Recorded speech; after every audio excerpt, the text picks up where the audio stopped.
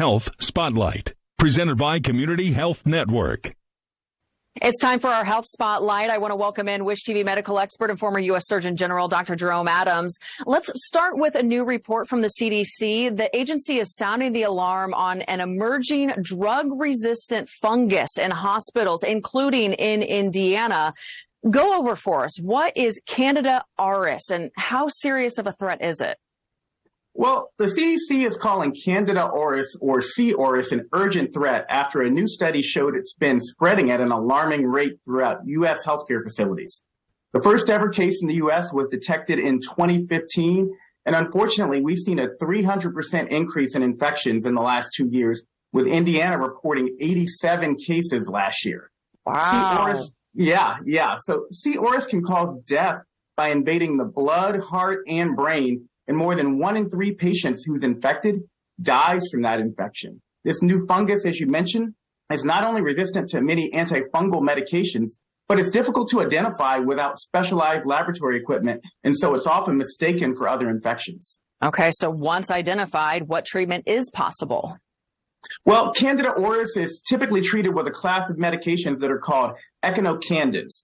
Researchers are particularly concerned that the number of infections resistant to echinocandins has tripled.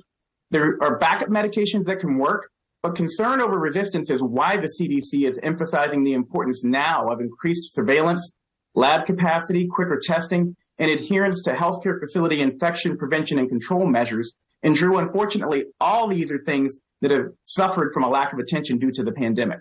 Okay, well, maybe more attention now, and ironically, I do want to turn our attention to COVID-19 pandemic. A new report from the Associated Press shows China scrapping its COVID measures in December led to as many as hundreds of thousands of deaths. The report claims those deaths could have been avoided if the country had an exit plan. What are your thoughts on how that was handled? Well, it's important to remember China long held back COVID cases, more so than the rest of the world, but they did it with extremely severe prevention measures as part of their zero COVID policy. The Chinese residents eventually and strongly pushed back against those policies, and Chinese officials relented and relaxed most of their mitigation measures.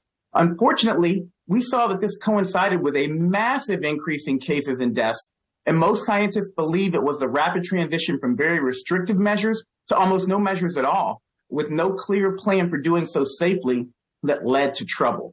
China was under-vaccinated, didn't have enough antiviral treatments on hand, and didn't have adequate healthcare capacity to deal with a surge. So the lesson as we approach the end of our public health emergency in the United States in May is that we've got to make sure communities have the plans and the resources in place to deal with any new surges in cases.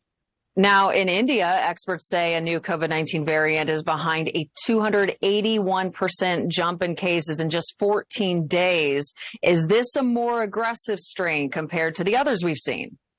Well, the new variant you're talking about is called XBB 1.16, and it's caused a new surge of cases in India. India had actually been doing extremely well with the virus, with less than 1,000 cases reported a day as recently as last week. But as you mentioned, cases are now skyrocketing. And in fact, scientists there are calling this the most contagious variant they've encountered so far. Unfortunately, we just don't know yet if it's going to prove to be more likely to cause illness than prior variants, but we're watching closely. Other than needing a different name to refer to that, because that's far too long, should we be concerned here in the U.S.? Well, what we've seen historically is that new variants and surges arise around the globe. And 4 to 6 weeks later, they make their way usually to the United Kingdom, followed in another 4 to 6 weeks by new cases in the United States.